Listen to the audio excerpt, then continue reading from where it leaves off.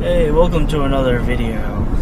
So today I just want to talk about different types of car enthusiasts because while people generally classify them as car enthusiasts, that doesn't really cover the entire spectrum because there are those who just like the cars, and then there are those who have their own ideas about doing things, and that's all different.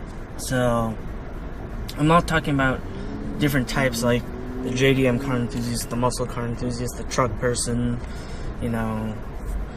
I'm not talking about things like that. I'm talking about a separate sort of classification scheme. It's, I guess, more detailed and classifies people according to how involved they are with the car, or just different levels of car enthusiasm, I guess. So first up, we have sort of the stock-ish class of car enthusiasts, which is mostly people who just go buy a car. They might do a few things here or there, but nothing much. It's basically stock. Like, it's literally stock. But they like the car, they have fun with the car, and that's all they were looking for, was to have fun with that car and not do too much to it. Maybe later on sell it, get another car. So that's one class of it, and that class tends to be sort of the more they worry more about resale value than other people's, because they have the car so they enjoy it, and then they can move on to something else. And that's fair, but not everyone is like that. The next class is sort of the same, but it's like custom ordering their car. They custom order their car, so they go to their dealership, and then they say, I want this car, I want these options, I want yada yada yada yada yada yada yada yada. They want this, that, and then they put in the order. They get the car after waiting a metric fuck year for it, because ordering your car doesn't mean that you'll get it fast. It just means that you'll get it generally the way you want it. Not all the time, because the manufacturer is allowed to sort of say, no, we won't make this particular combination. Lexus has done that a few times in the past with people, so you can custom order it, but that doesn't guarantee that they will build it. But for the most part, unless it's something very specific, like you want this little piece painted a certain color that doesn't come in that color, things like that, normally it should be fine. And so that brings us to sort of the next, and then this one is sort of the stock but modified. This one is sort of, it's the group of people that are like, okay, most of the engine is stock anyways. They do things like rims, they do things like an exhaust here or there, they do things like, you know, maybe they'll get a wrap, they'll do something, but it's all just sort of, it's mostly stock. Like, they might put a little air intake here, there, they might get separate aftermarket parts here, there, but it's not that bad. It's mostly, it's more than the stockish class, but it's sort of more oriented towards, they want to do something with the car, but they're not really willing to go the full mile with it, I guess is what they would say. Then after that, you have two very similar classes that, well, they're sort of the same tier, but it's slightly different in a way. You have the cosmetic mods, and then you have the aesthetics / cosmetics, and the performance class. So the aesthetics people, all their mods are aimed at making the car look better. That means you have a very shiny engine bay, you have absolutely perfect paint, you have the prettiest rims you can buy, you can do whatever. They make it look the way that they want. And now the performance people, they prefer to they don't care. It's not that they don't care how it looks, but they care more about how it performs.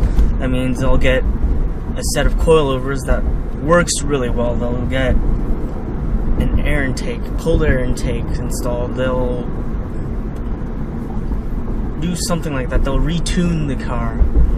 It's more oriented for that way. And they're gonna get more performance for what they pay for than the cosmetic people, because the cosmetic people are looking more for how the car looks rather than how it performs. And then the performance people also look into different tires. They'll look for, best rims that are like, they hold up the best, or they're forged or something, and they have a bunch of flashy words in there that make it more, as buyer friendly is the word, performance friendly. And then you have the sort of, it's all mine, my precious. You get those type of people. Those people are more, I wouldn't say performance oriented or aesthetics oriented. They're going to do more to their car than what the standard person will do. So the aesthetics people will do their little body kits. Performance people will do some performance mods so their car will perform better. But then you have these people. These people are sort of like, they're willing to do an engine swap. They're willing to, I don't know, like Lexus, there's a guy with a SC300, and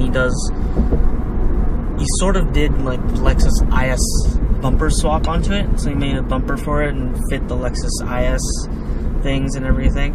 It's things like that. But it certainly devalues the car more than other people, but at the same time, it's all theirs. It's precious. Next, we have sort of the professional race car driver. And the professional race car driver is sort of, they don't necessarily do their mods. Sometimes they pay for other people to do their mods, but they mod their car in a way that it's meant to be raced, whether it's on a track, a drag strip, whatever it is. So it's like a lot of the videos that you see on 1320 or TV shows like Street Outlaws, those cars where it's built to do a lot of performance, those are sort of where it's aimed.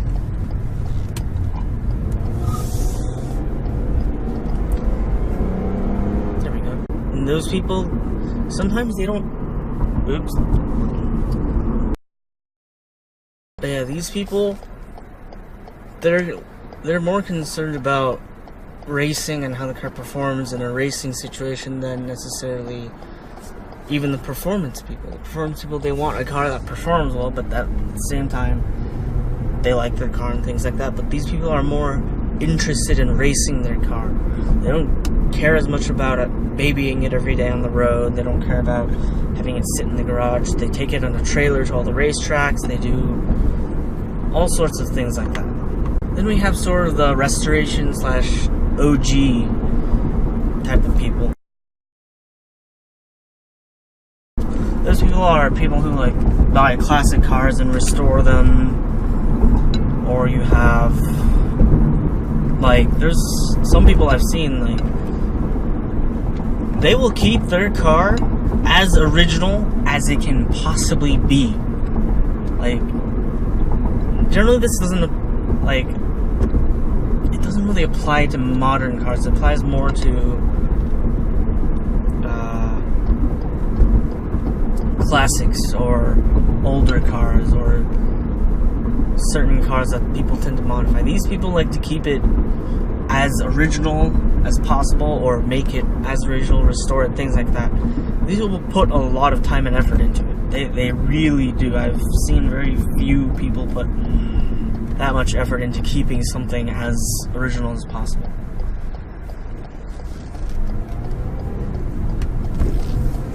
But they're out there. I've seen someone who keeps their Mazda RX-7 as original as possible. That means all the original RX-7 problems will always be there. And then there was one guy that really wanted to keep this really old Mercedes as perfect and as original as possible. He actually crashed it, and then since he crashed it, there were a lot of parts that were going to go at some point. But he just said, alright, crashed it, it's time to just make everything good. So he goes and spends some enormous amount of money and makes it basically as new as you can get. It was almost showroom quality, like brand new showroom quality. What is going on? And then you have the mind child type of car person. This is sort of like Rob Dom's 4-rotor RX-7, where he goes all out and gets his little body kit done the right way he wants it to. He gets 4 rotors in it, which isn't normal and is not very common. And then he makes it an all-wheel drive platform. Got the chassis built and frame and everything. He basically had a vision for it. He sees what he wants. He sees the car. The car's there. But he envisions it, I don't know, 3 years down the road, or just an end product in general. And he wants that particular one. He goes to it. And so his 4-rotor is basically sort of an example of what it might be. It's very rare to find someone that willing to sacrifice the value of an automobile to make their particular vision. Like Rob Dom's 4-rotor. And in that case, that's a very extreme type of car enthusiast. He actually sold some of his other cars, partially to fund it, and partially for various other things. And it's still not finished! But whatever, projects like that take time, and that's his thing. But there's our sort of... The technical difficulties are real today. I've had more of them today than any time else. I guess it's pretty much a summary of how modifying cars works, is how my camera has stayed onto my windshield today with those suction mounts.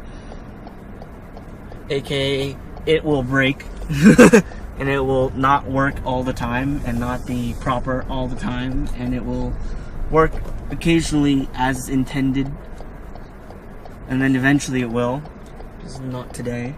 That was basically the whole video. I hope you enjoyed it, and if you didn't know car enthusiasts well enough, you know them now. There's quite a lot of different types of them, and each of them have their own enthusiasm levels, if you will. And I've given some examples of different types, where different people fall, or where different cars seem to fall in the grand scheme of things. So please like, subscribe, comment, share, hit that bell button so you always get notified whenever I put out a new video. Have a great day, and I will see you soon.